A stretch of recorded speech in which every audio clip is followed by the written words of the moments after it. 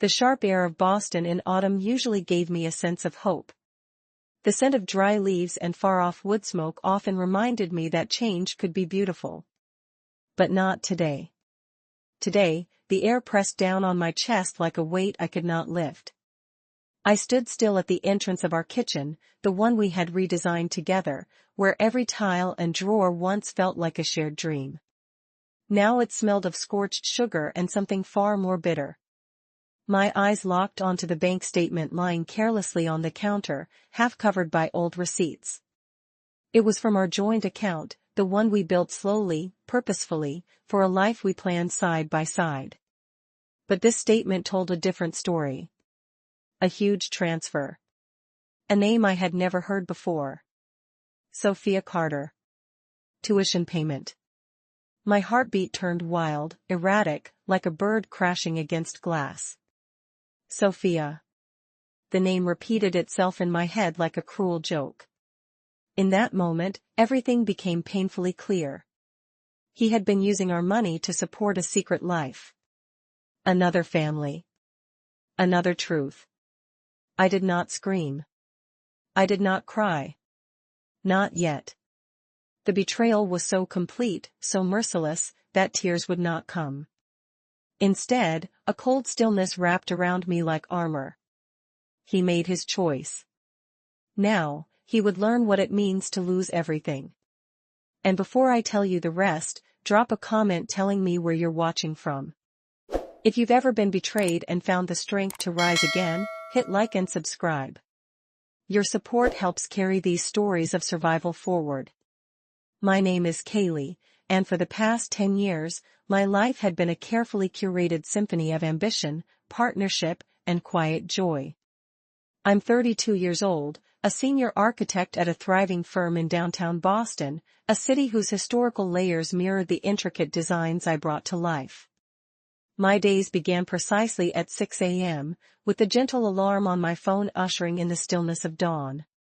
I'd slip out of bed, careful not to disturb Liam, my husband, who was a software engineer with a more fluid schedule.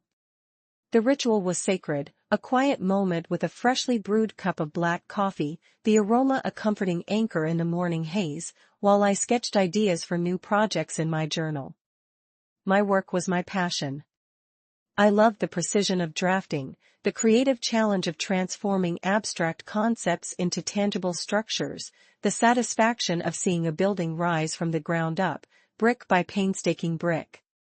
My firm specialized in sustainable urban development, a field that allowed me to marry my artistic vision with my commitment to environmental responsibility. The hum of the corporate office, the focused energy of my colleagues, the buzz of collaboration, it was all a vital part of who I was. I thrived in that environment, finding a profound sense of purpose in shaping the skylines of tomorrow. Liam and I had met in college, two ambitious idealists navigating the bustling campus of Boston University. He was brilliant, with a quirky humor and a deep fascination for complex algorithms.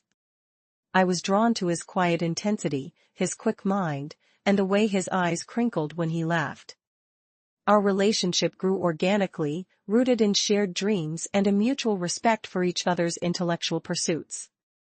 After graduation, we moved into a cozy brownstone apartment in Beacon Hill, a charming, albeit small, space that we slowly transformed into our home. We spent our weekends exploring the city, discovering hidden cafes and antique shops, or sometimes, just walking hand in hand along the cobblestone streets, discussing our dreams for the future.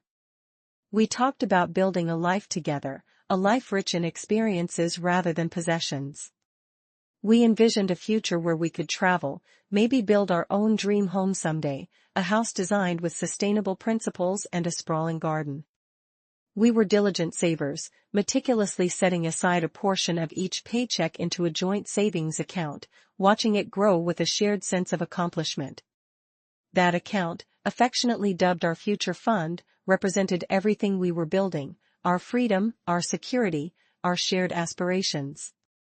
Our evenings were a cherished sanctuary from the demands of our respective careers. Liam, often immersed in intricate coding challenges, found joy in the simple rhythm of our home life. We'd take turns cooking, his adventurous culinary experiments often contrasting with my more traditional, comforting dishes. The scent of garlic and fresh herbs, the clatter of pots and pans, the easy banter flowing between us, these were the small, precious moments that wove the fabric of our everyday. We'd curl up on the sofa, sharing a bottle of wine while discussing our day, debating philosophical concepts from a podcast, or getting lost in a documentary about ancient civilizations. He was my sounding board, my gentle critic, the one who saw beyond my professional facade to the sensitive, sometimes vulnerable, woman beneath. I trusted him implicitly, believed in our partnership, in the unspoken vows we had made through countless shared moments. My dedication to my work was partly for our collective future, for the financial security that my working-class parents had always emphasized as the bedrock of a stable life. But it was also fueled by a quiet, unwavering ambition, a deep-seated desire to prove my own worth, not to Liam, who always seemed to accept me as I was, flaws and all, but to myself, to the silent voice deep within that sometimes questioned if I was truly enough, if I truly measured up to the high standards I set for myself. We were a team, a quiet force against the world, building our future, brick by painstaking brick. I truly believed we were. The first subtle shifts began almost imperceptibly, like tiny cracks forming in the foundation of a seemingly solid structure. It started around 14 months ago, so subtle that I dismissed them as stress, perhaps a new phase in Liam's ever-evolving creative process, or even just my own innate tendency to analyze and overthink everything.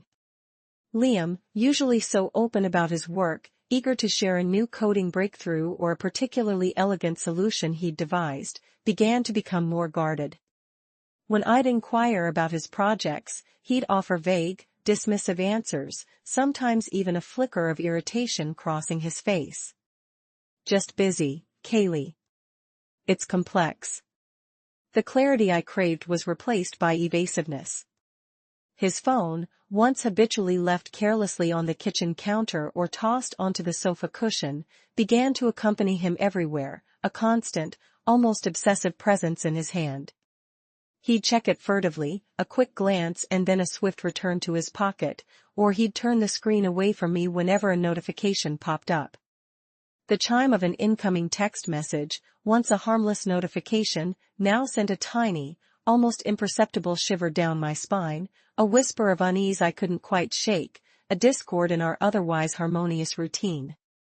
He started working late more frequently, not just the usual predictable client deadlines that I understood and respected, but spontaneous, almost frantic bursts of inspiration that kept him out until midnight, sometimes later, leaving me alone in the quiet apartment with my growing anxieties. He'd offer flimsy excuses about server issues or last-minute code debugging, explanations that, to my analytical mind, felt just a little too convenient, a little too rehearsed. And then there was the physical distance that started to creep into our intimacy. He'd become less affectionate, less present, his touch fleeting, his gaze often distant, lost in thoughts he wouldn't share. When I'd try to bridge the gap, to pull him closer, he'd invent a sudden headache, a pressing work problem, or simply drift off to sleep, leaving me staring at the ceiling, the chasm between us widening with every unspoken word. Then came the financial oddities, tiny anomalies that, to my architect's eye, felt like structural weaknesses. Small, recurring payments to unfamiliar vendors appeared on our joint credit card statements, expenses for things he couldn't quite explain, or that he'd attribute to vague business expenses that never quite made sense for a software engineer. My questions about these expenditures were met with increasing defensiveness, even anger. "Are you auditing me, Kaylee? Do you not trust me?" His accusations stung, pushing me back, making me question my own intuition. I tried to rationalize it away, telling myself it was just the stress of his work, or perhaps a new, unknown side of his creative process. But the nagging feeling persisted, a dull ache beneath the surface of my otherwise ordered life. The mini-climax, the first undeniable crack in the foundation of my meticulously constructed reality, came on a crisp autumn morning, just a few weeks ago. I was preparing my favorite lemon and poppy seed scones, the scent of citrus filling our kitchen, when I spotted it.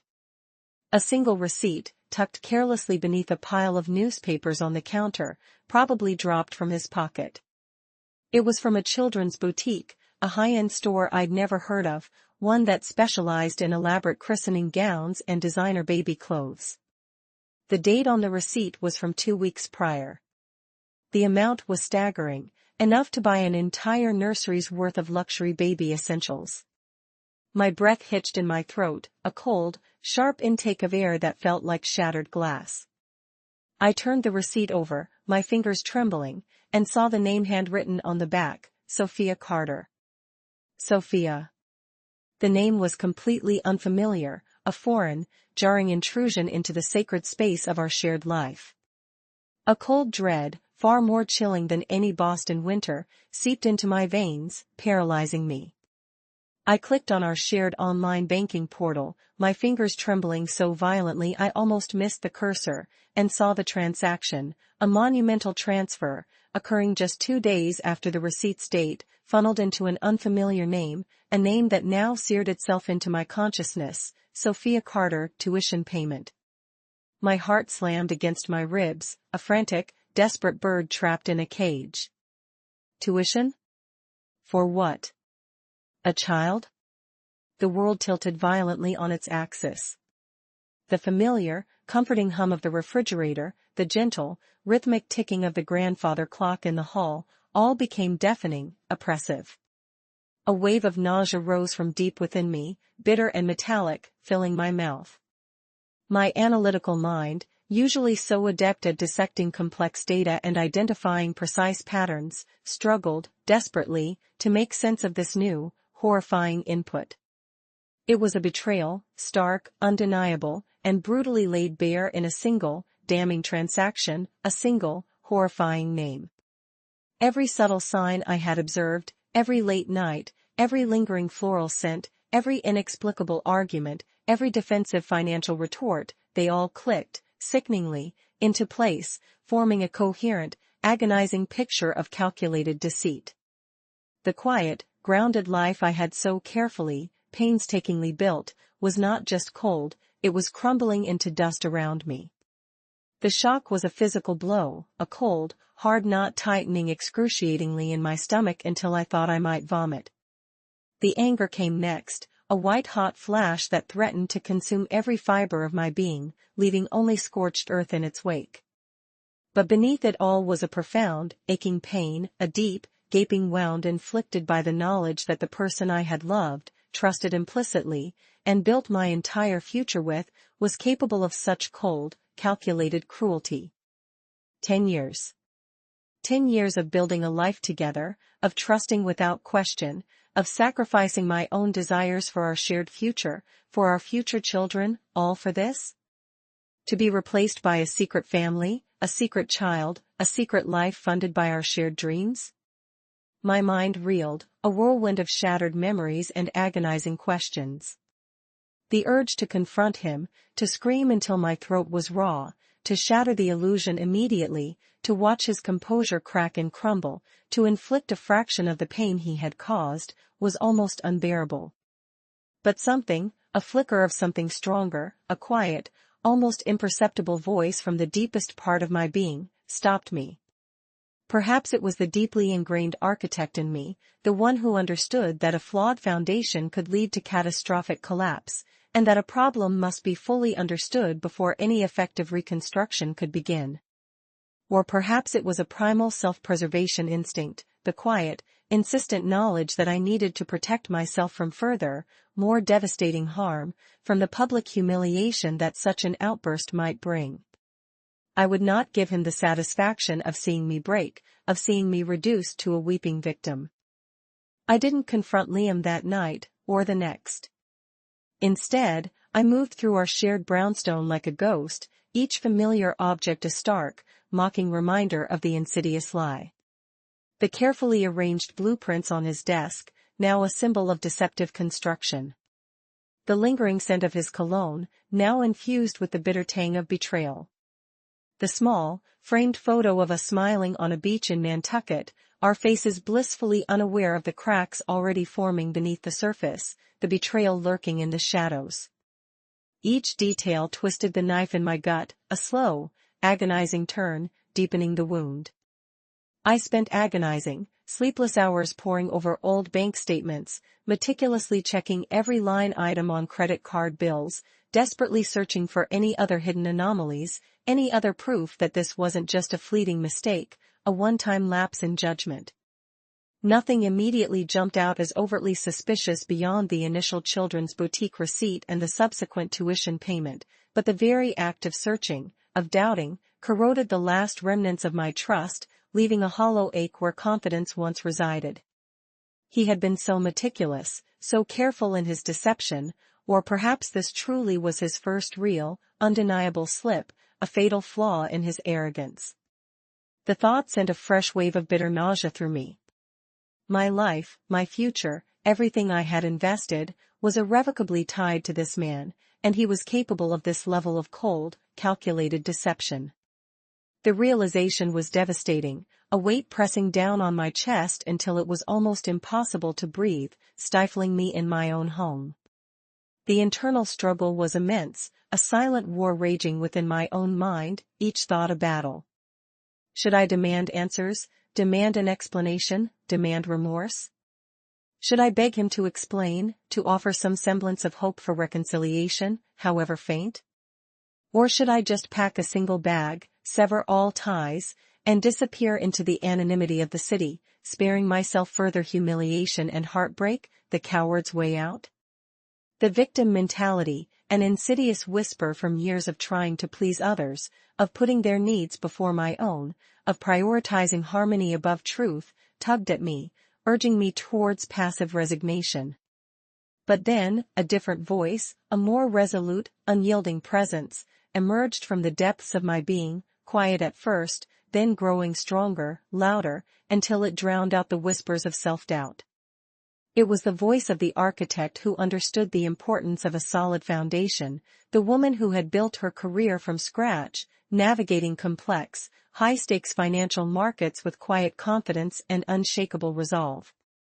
The woman who had always found a way to turn chaos into order, to transform messy, disparate data into clean, actionable insights. This wasn't just about me anymore. This was about reclaiming my agency, about demanding justice, about righting a profound, systemic wrong. I decided then, in the quiet, desolate solitude of our living room, bathed in the pale glow of the street lights filtering through the window, that I would not be a victim. I would not beg for his affection or his remorse. I would not disappear into the shadows. I would act, purposefully, intelligently, and strategically. The betrayal was real, the pain profound, a deep, festering wound, but my resolve hardened, crystallizing into a steel-like certainty, an unyielding core. I would not just survive this, I would redefine my life, not on his terms, but on my own, fiercely independent terms. The decision felt like a first breath after years of suffocating under the weight of unspoken expectations and unacknowledged sacrifices, a quiet, almost imperceptible shift from debilitating vulnerability to fierce, unyielding determination. It was a silent revolution, beginning within the confines of my own heart. The crucial turning point wasn't a single explosive moment, but a meticulously choreographed series of calculated, deliberate steps that felt both terrifying and profoundly liberating. First, I discreetly secured comprehensive digital copies of all our joint financial documents, pulling every single bank statement, every detailed investment portfolio, every property deed, into a highly secure, encrypted cloud drive. My architect's eye for detail, usually deployed for the meticulous precision of corporate blueprints, was now my most powerful, clandestine weapon. I meticulously combed through years of transactions, cross-referencing figures, scrutinizing every single line item, every minor transfer. I found nothing overtly suspicious beyond the initial children's boutique receipt and the subsequent Sophia Carter tuition payment transaction, but the very act of gathering overwhelming information, of taking meticulous, undeniable control, felt profoundly empowering, a direct counter to the powerlessness and confusion I had felt. My next call was to my trusted financial planner, Eleanor Vance, a no-nonsense woman with sharp, intelligent eyes and an even sharper, incisive mind. I told her I was considering restructuring my personal assets, hinting at a potential divorce without revealing the messy, painful, deeply humiliating details of betrayal. She was discreet, efficient, and immediately understood the underlying urgency for swift, strategic asset protection.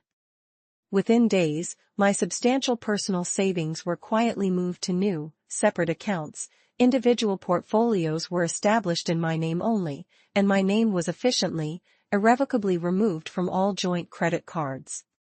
This subtle financial detachment was the first invisible blow, a silent, yet seismic, declaration of war he wouldn't even perceive until it was too late. The second, and arguably most pivotal, move came when Liam, self-absorbed and arrogant, left for his supposed business trip to Austin, a trip that, as my research confirmed, conveniently coincided with Sophia Carter's new academic semester, hinting at a new level of entanglement. As soon as his taxi pulled away from the curb, leaving me standing in the driveway with a small tremor of cold, unyielding determination running through me, I logged into his personal cloud storage. It was a folder he'd carelessly given me access to years ago, casually, for shared photos and documents, a fatal flaw born of his hubris. There, hidden within a deceptively innocuous folder labeled Project X, I found it, a meticulously detailed life plan, a full-fledged parallel existence he'd been secretly constructing. It wasn't just a business plan for a new software venture, it included detailed financial projections for Sophia Carter's entire university career, plans for a small apartment near campus, and even a mock-up of a new family photo with Sophia and a young child whose face, heartbreakingly, bore a striking resemblance to Liam. The shock, at this point, was less about the existence of the affair, and more about the chilling, calculated depth of the long-term deception, the sheer audacity of building a second family on the ruins of our shared life. It was a fully fleshed-out parallel life, meticulously built on a foundation of lies and funded, I now unequivocally confirmed, by financial resources he had systematically diverted from our shared future, from our dreams of children and a sustainable home. The explicit details were there: university enrollment forms for Sophia, a lease agreement for an apartment in a quiet suburban town outside Boston, and most damningly, a birth certificate for a 5-year-old child named Leo Carter, listing Liam as the biological father. The precise addresses were there, the contacts, everything laid bare, undeniable. And then, my gaze snagged on it, a single line item, almost buried in the financial projections, as if meant to be overlooked by anyone but a trained eye: initial setup and living expenses for Sophia and Leo, $250,000 from liquidated joint savings. My blood ran cold, a glacial chill spreading through my veins. He had systematically, ruthlessly drained nearly $250,000 from our joint investment account, the very one we'd meticulously earmarked for our future home, for our shared stability, for our children, to fund this secret, illicit life with her and their child. The casual cruelty of it all, the sheer audacity of his profound betrayal, the absolute, contemptuous disrespect, hit me with a force that left me gasping for air, clutching the edge of the kitchen counter in my own home. The discovery, far from breaking me or sending me into a spiral of despair, solidified my resolve into an unyielding, unbreakable steel. The quiet, analytical architect in me, honed by years of navigating complex, large-scale projects, took over completely, detached and methodical. I printed every single page of that damning life plan, every incriminating financial detail, every insidious email exchange with Sophia, every document related to Leo's birth and upbringing. This was my evidence, meticulously collected, undeniable, irrefutable, and devastatingly factual. I then made a series of anonymous, carefully veiled calls to the university Sophia was attending, inquiring about tuition payment methods. I then contacted a private investigator, a former police detective with a reputation for discretion and effectiveness, providing him with Sophia's name and Leo's birth date. Within days, I had independent confirmation of Sophia's enrollment, Leo's school, and their current address, a modest home in a quiet town just outside the city.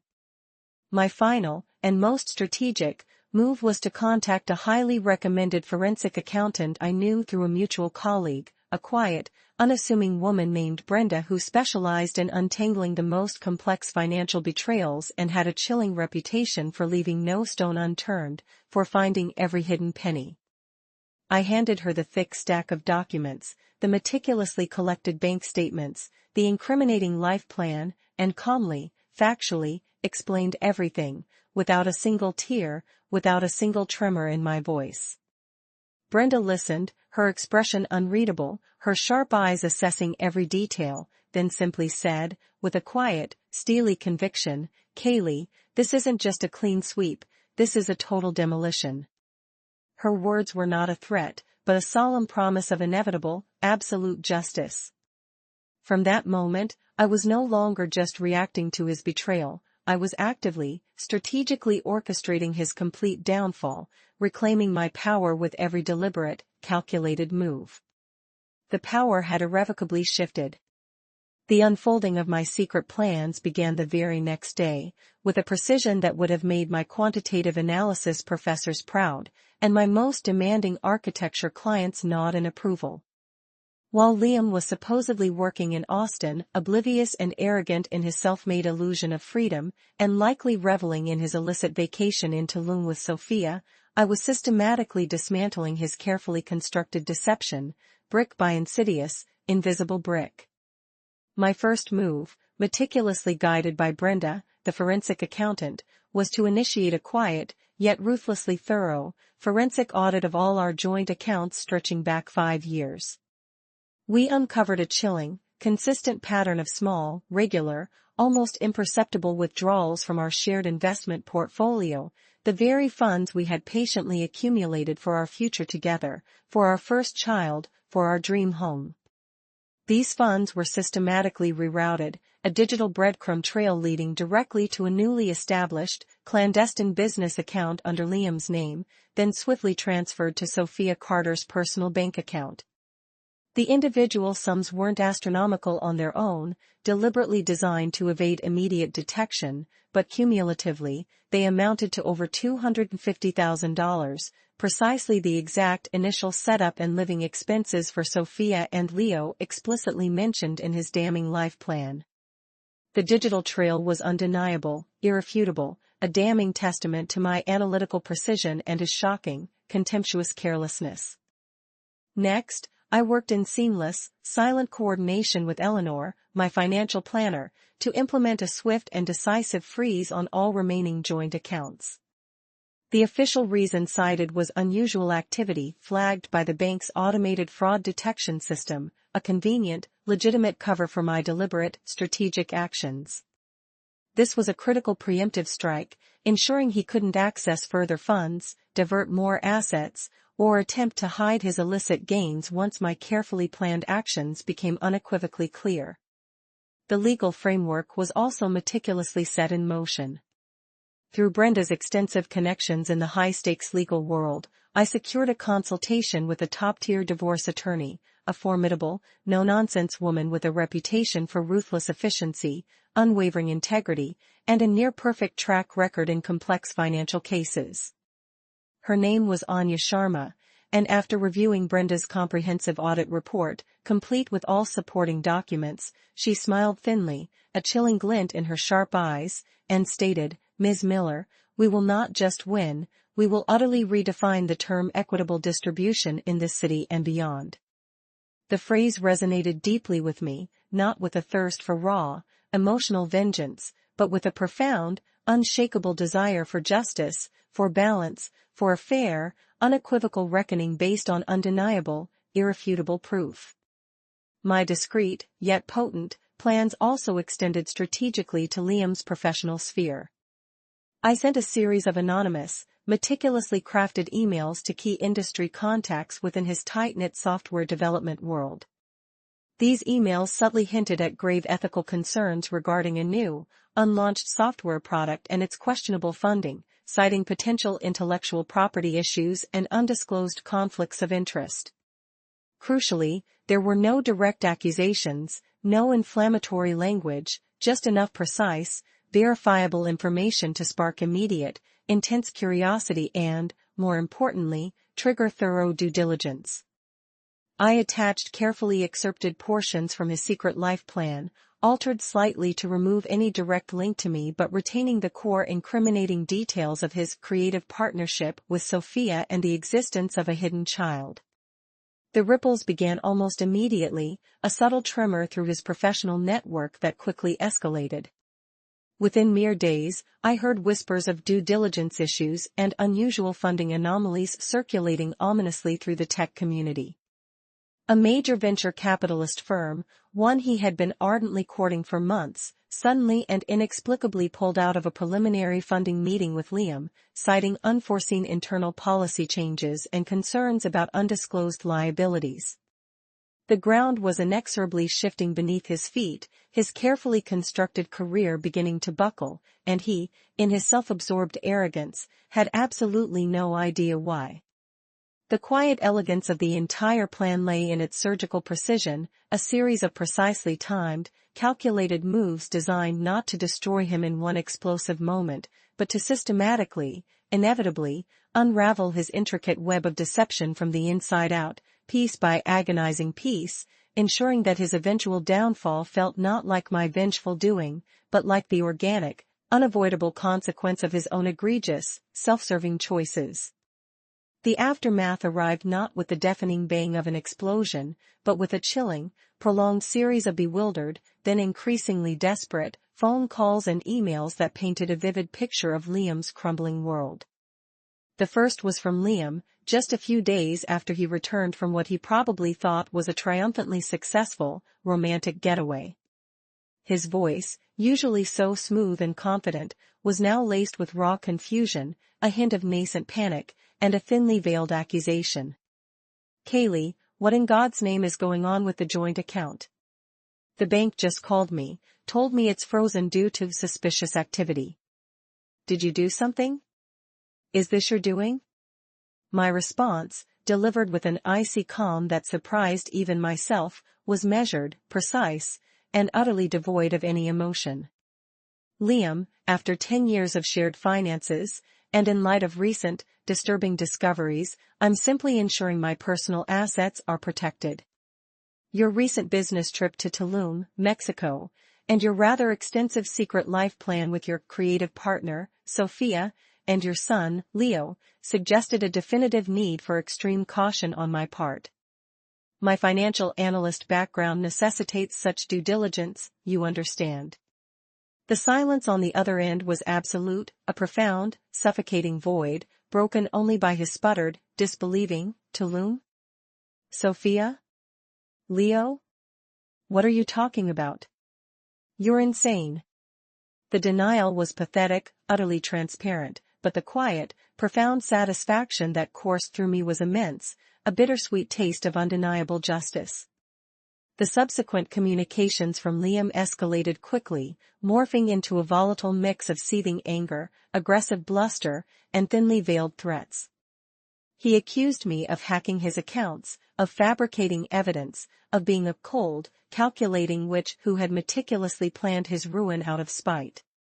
His lawyer's letters, initially brimming with aggressive demands for immediate access to frozen funds and threatening legal action for defamation and financial interference, soon changed tone dramatically. My attorney's responses were swift, professional, and devastatingly factual, leaving no room for doubt or argument. They systematically presented the comprehensive forensic audit report, detailing every suspicious transaction, the meticulously documented transfers of shared funds to his secret business account, the incriminating life plan with Sophia's and Leo's names clearly listed, and the irrefutable evidence of him systematically draining our joint investment account, our shared future, our dreams of having children and building a life, to fund his illicit double life. The impact was immediate and chillingly effective. The aggressive demand ceased abruptly, replaced by a defensive, then increasingly desperate, silence from his legal team. They had no counter, no defense against the irrefutable truth I had meticulously laid bare. The consequences for Liam were swift, brutal, and multifaceted, a carefully orchestrated cascade of repercussions that mirrored the intricate betrayal he had woven. His secret software venture, exposed to potential investors and key industry contacts through my anonymous, yet highly targeted, information leaks, quickly imploded before it even had a chance to launch. The whispers I had initiated, once subtle, rapidly morphed into widespread public scrutiny, fueled by his desperate, increasingly frantic attempts to secure new funding against a backdrop of mounting financial and ethical questions. His once respected professional reputation, meticulously built over years, began to fray at the edges, then rapidly unraveled, leaving him exposed and vulnerable.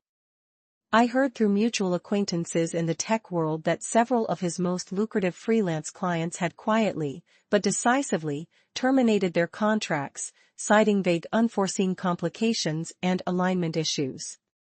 His professional network, once robust and extensive, now seemed to shrink with alarming speed, as former colleagues and collaborators distanced themselves from his growing scandal.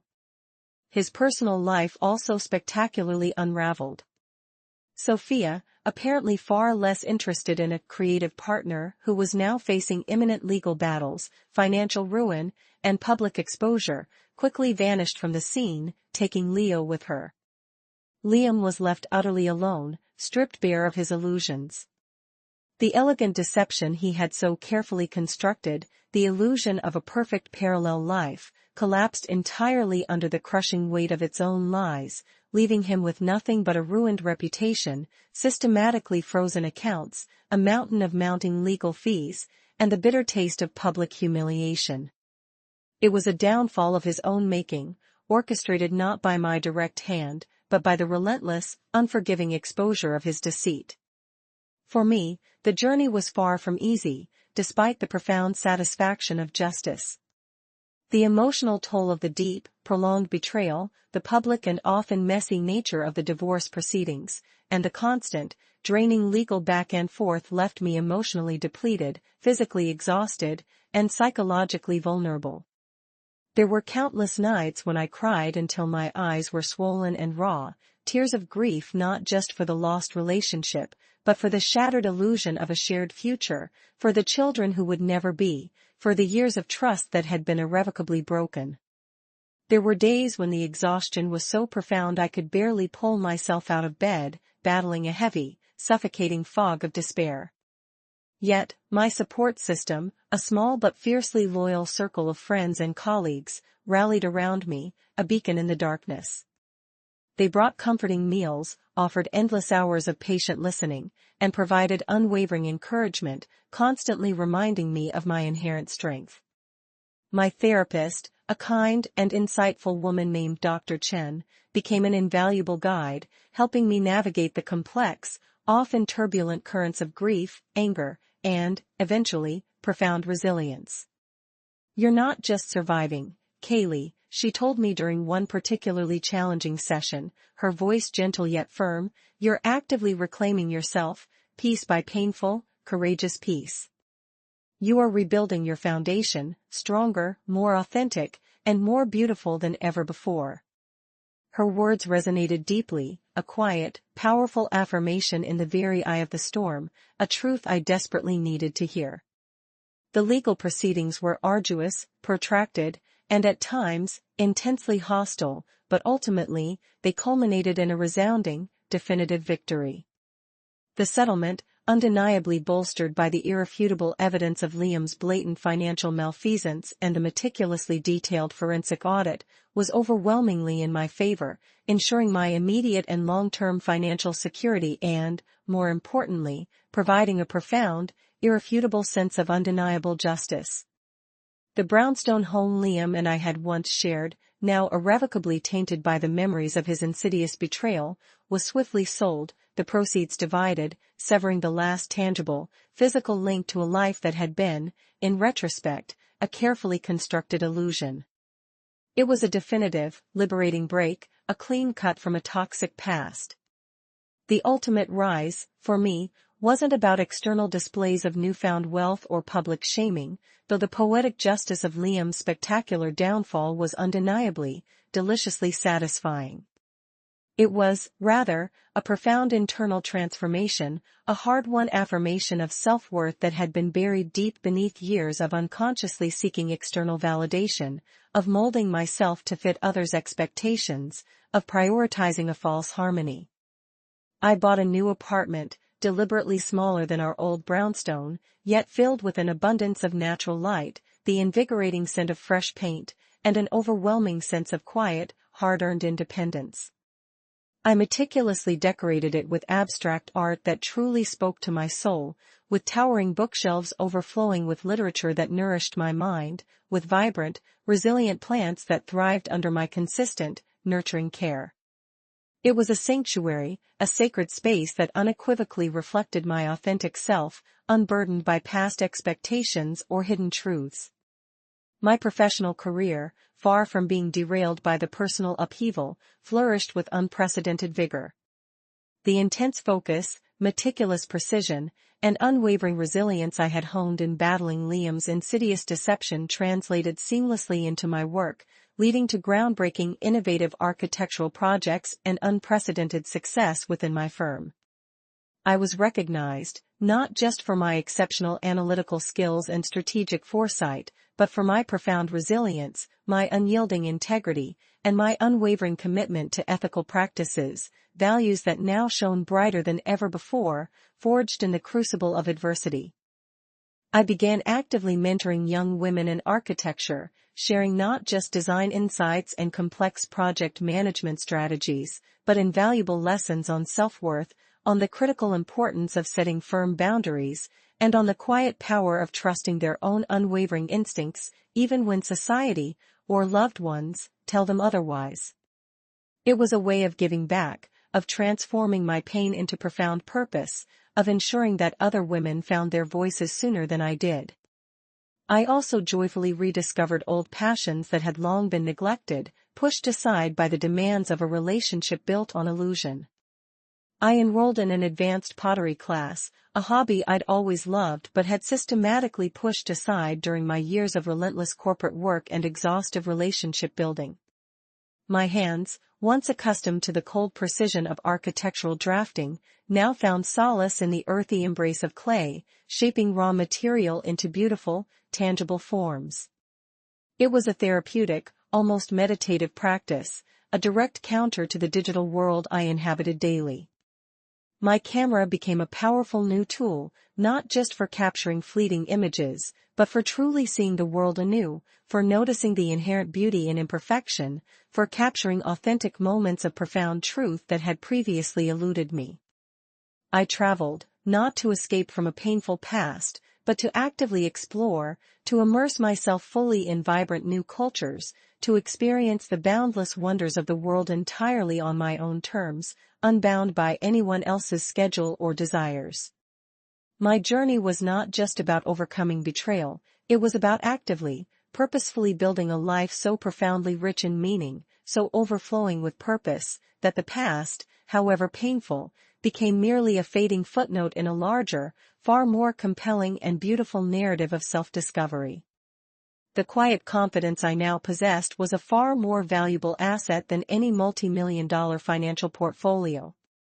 It was the unshakable knowledge that my worth was inherent, an intrinsic part of who I was, not dependent on anyone else's fleeting approval, and certainly not diminished by anyone else's calculated deceit. Liam's hastily scrawled note had brutally stated he was done. But it was in that very moment of perceived ending, in that raw, exposed vulnerability, that my true story, my authentic life, finally, magnificently, began to unfold. If this journey from betrayal to empowerment moved you, hit that like button and subscribe for more stories of unbreakable spirits. Share in the comments, have you ever had to rise above someone's cruelty? Your story could inspire others.